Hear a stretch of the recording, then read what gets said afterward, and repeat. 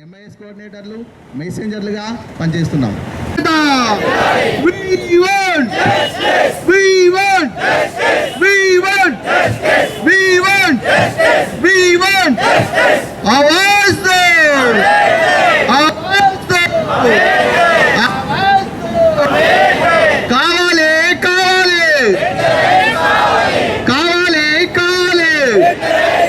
సమాన పనికి ఎస్ఎస్సీ ఉద్యోగుల ఐక్యత, ఎస్ఎస్సీ ఉద్యోగుల ఐక్యత, ఎస్ఎస్సీ ఉద్యోగుల టీచర్స్కు సమానమైనటువంటి అర్హతలు కలిగి ఉండి టెట్ బీఈడి క్వాలిఫైడ్.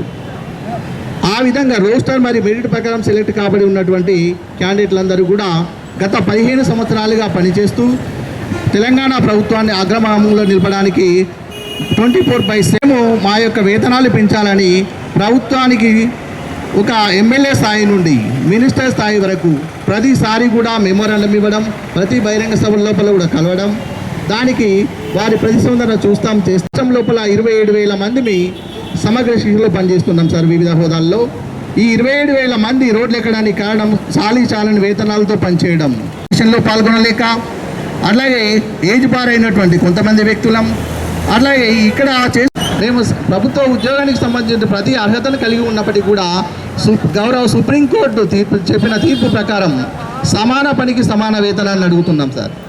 అలాగే ఎందరో మహిళా ఉద్యోగులు మాలో పనిచేస్తున్నారు. గత 15 సంవత్సరాలు అనేక రకాలుగా ఇబ్బందులకు గురి చేయడం జరుగుతుంది. అలాగే మేము వారిని ఏం కోరుతున్నామంటే, అప్పటికి ఈ ఉద్యోగులందరూ కూడా 15 సంవత్సరాలుగా అనేక సేవలు అందించడం వల్ల వారిని ఉద్యోగులందరినీ కూడా రెగ్యులరైజ్ చేయడానికి ఉద్యోగ భద్రత కల్పిస్తూ ఈ 15 డిమాండ్ చేస్తున్నాం సార్.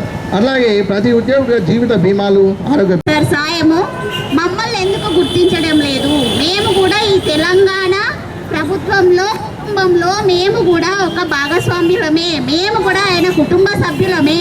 మమ్మల్ని ఎందుకు ఆయన కుటుంబ సభ్యులుగా గుర్తించలేకపోతున్నారు? మా సేవలు సారికి కనిపించడం లేదా, వినిపించడం లేదా? మా ఆర్తనాదాలు వినిపిస్తలేవా?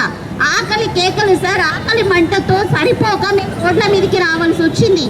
ఇప్పటికి 10 సంవత్సరాల నుండి ఎదురు చూస్తూ ఇగిస్తారు అగిస్తారు సార్ అన్న మాట మీద నిల్చుంటారు అనే ఉద్దేశంగా 10 ఏళ్ల నుండి ఎదురు చూస్తున్నాం సార్. ఇప్పటి వరకు కూడా మాకు ఎలాంటి సహాయం అందకపోవడం వల్ల మా కడుపు మంటను రోడ్డు మీద రావాల్సి వచ్చింది సార్. కడుపు మంటతో కూడా మీ కుటుంబమే అనుకోండి, మీ ఫలాలు మాకు కూడా అందించండి. Thank you sir, thank you.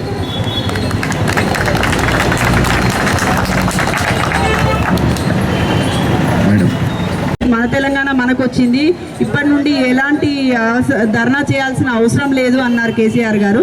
కానీ ఈరోజు ప్రతి ఒక్కరు కూడా ధర్నా చేయాల్సిన పరిస్థితి వచ్చింది. ఎందుకంటే పక్కకు చూసుకుంటే ఏఎన్ఎంలు ఇప్పుడు ఇక్కడ వీళ్ళు ఎప్పుడు చూడు ఏదో ఒక చౌరస్తా ఉందంటే అక్కడ ఎవరో ఒకరు ధర్నా చేయాల్సిన పరిస్థితి వచ్చింది. ఇప్పుడు ప్రతి ఒక్కరికి సమస్యలు.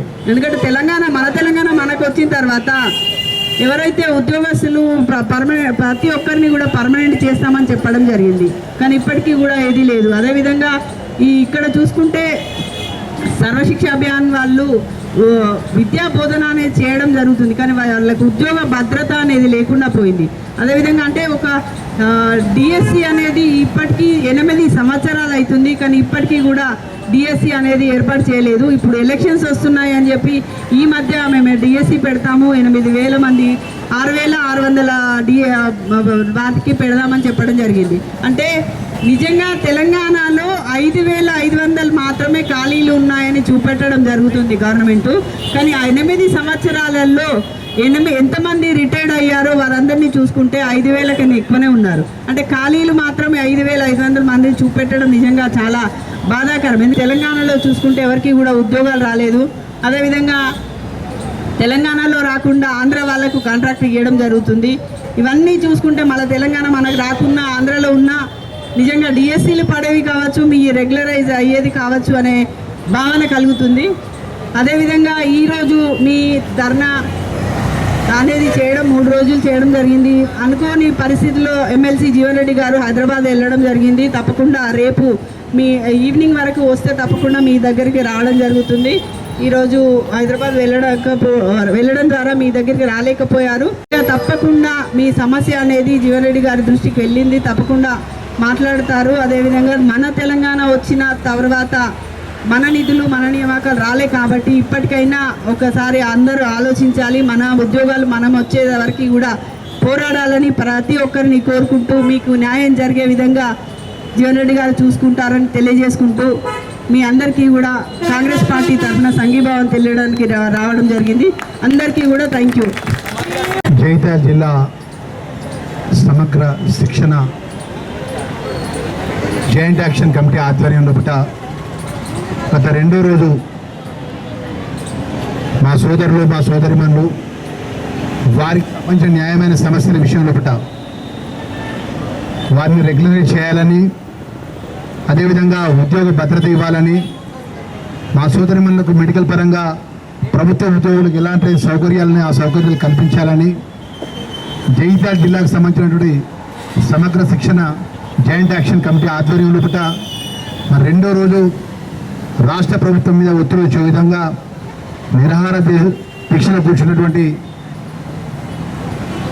మా సోదరులకు సోదరిమణులకు, అదేవిధంగా మున్సిపల్ మాజీ చైర్మన్ మండల కాంగ్రెస్ పార్టీ అధ్యక్షురాలు సోదరిమణి విజయలక్ష్మి గారు, మా మిత్రుడు గొల్లపల్లి మండల కాంగ్రెస్ అధ్యక్షుడు గొల్లపల్లి సర్పంచ్ నిశాంత్ రెడ్డి గారు, అదేవిధంగా మా పాత్రికేయ మిత్రులందరూ కూడా ఈరోజు పెద్దలు జీవన్ రెడ్డి గారు స్వయంగా ఇక్కడ రావాల్సి ఉండే, మరి సాయంత్రం 3 గంటలకు హైదరాబాద్లో ముఖ్యమైన ఎన్నికలకు సంబంధించిన మీటింగ్ ఉండడం వల్ల వారు పోవడం జరిగింది. మరి జిల్లా కాంగ్రెస్ అధ్యక్షునిగా వారి తరఫున వారి నేతృత్వంలో మేము మా వారి మీ దగ్గర రావడం జరిగింది. మీ న్యాయమైన మా ముందు మాట్లాడేటోడు అధికారులకు మా ఉద్యోగస్తులను పక్కన పెట్టుకొని రాష్ట్రంలో కమిషనర్ కానీ ప్రిన్సిపల్ సెక్రటరీ కానీ గవర్నమెంట్తో మాట్లాడేటోడు మా కరీంనగర్ జిల్లాకు సంబంధించిన ఉద్యోగస్తులు ఈ ధర్నా చేస్తున్నారు, ఈ దీక్ష చేస్తున్నారు, ఇది పరిష్కారం జరుగుతుందా కాదా, అయితే ఎన్ని రోజులు చేస్తారని చెప్పి ప్రభుత్వం తర్వాత మంత్రి కూర్చొని వాళ్ళకి హామీ ఇప్పించి ఆ దీక్ష విరమణ చేపించాడు. మరి ఈరోజు ఇక్కడ ఎట్ట పరిస్థితి అంటే ఈ జిల్లాలో ఎవరు ఏమైనా కానీ ఎవరి దీక్ష చేయని, ఎవరి నిరసన తెలియజేయని, ఎవరు ఏ కష్టాలు చెప్పని విన్నటోళ్ళు లేరు, విన్నా కూడా ప్రభుత్వాన్ని చెప్పేటోళ్ళు లేరు. మరి అమ్మ మా సోదరి మళ్ళందరికీ చెప్తున్నా, ఇక్కడ మా యువమిత్రులకు ఉన్నటువంటి మా ఉద్యోగస్తుల మిత్రులందరూ కూడా చెప్తున్నా, రాబోయే కాలంలో భగవంతుడు దేవుడు చల్లగూసి తెలంగాణ ప్రజలు చల్లగూసినట్టయితే ఖచ్చితంగా మీ అండదండలు మాకుంటే మీ యొక్క బాధ్యత మీ యొక్క సమస్యల బాధ్యత మేము మీద వేసుకుంటామన్న విషయాన్ని కూడా తెలియజేసుకుంటూ మరి పెద్దలు జీవన్ రెడ్డి గారు మా వారి ద్వారా మేము అందరం కూడా రావడం జరిగింది కాబట్టి ఎవరు కూడా అధైర్యపడకుండా మీ సమస్య పరిష్కారం ఎంతో పోరాటం చేయాలని చెప్పి కోరుకుంటూ యావత్తు జిల్లా కాంగ్రెస్ పార్టీ అంతా కూడా మేము మద్దతుగా ఉంటుందన్న విషయాన్ని మరొకసారి తెలియజేసుకుంటూ